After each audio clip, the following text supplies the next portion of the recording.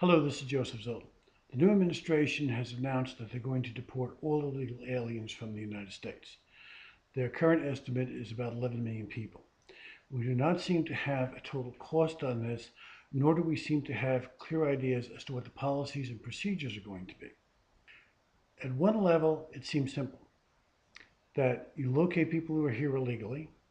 There doesn't seem to be a clear plan on how to do that, though.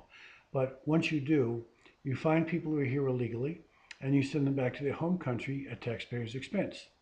Their home country has to accept them on the premise that if they did not come into the United States as legal immigrants, then they cannot become citizens of the United States. Therefore, they still retain the citizenship of their home country. And the one country you can always go to without a visa or the special permit is a country of which you are a citizen. That is the country you are entitled to enter. So at that level, the immigration process in the other countries seems simple. But consider this. A married couple come to the United States illegally with one child. While they're here, another child is born. Now they're taken into custody and they're to be deported. So you can deport the parents and the child born in the country of origin back to that country because they are citizens and they have to be taken in. But what about the child who is a U.S. citizen? They do not necessarily have to allow that person in. Now, some countries do have laws that provide for the admission as a permanent resident or as an automatic citizen of a child of parents who were citizens of that country in the first place. So we're going to oversimplify here a bit, but we are dealing with a lot of countries where there will be a lot of different laws. So it's entirely possible that in some cases, the children born in the United States who are U.S. citizens will not be allowed to enter that origin country of their parents and their sibling because they aren't citizens of that country, because they aren't permanent residents of that country. And the country doesn't feel like granting them a visa, doesn't feel like giving them a visa to come in as a permanent resident. So now, does the child remain in the United States? And if the child is 17 years old, perhaps there's somebody who can take in the child and support them through what would be their senior year of high school. A 17-year-old can tend to their own needs day to day. So that has to be worked out. If the child is 7 years old, then we need even more attention for the child's care because a 7-year-old cannot take care of themselves on a basic level from day to day.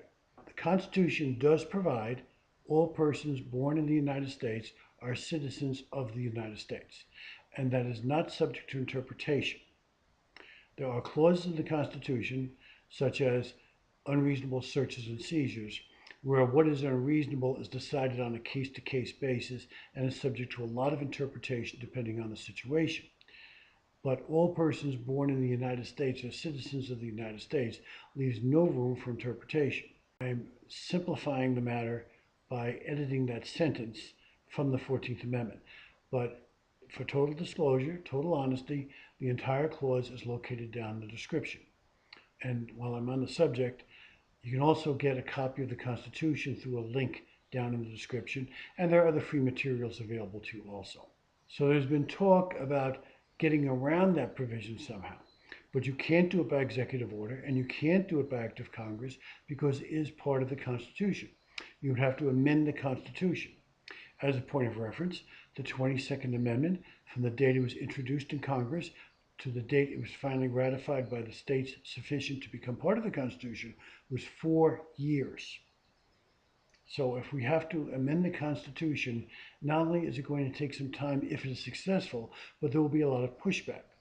Any amendment that would say something along the lines of, not all persons born in the United States are citizens of the United States subject to a decision by the Secretary of State or something like that.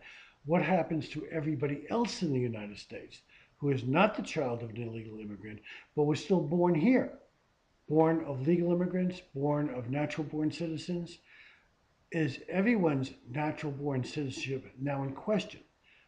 One other complication could occur. Supposing we have two illegal immigrants who came in from different countries, and they got married in the United States. So they have a child. Father and mother are citizens of two separate foreign countries, and the child is a citizen of the United States.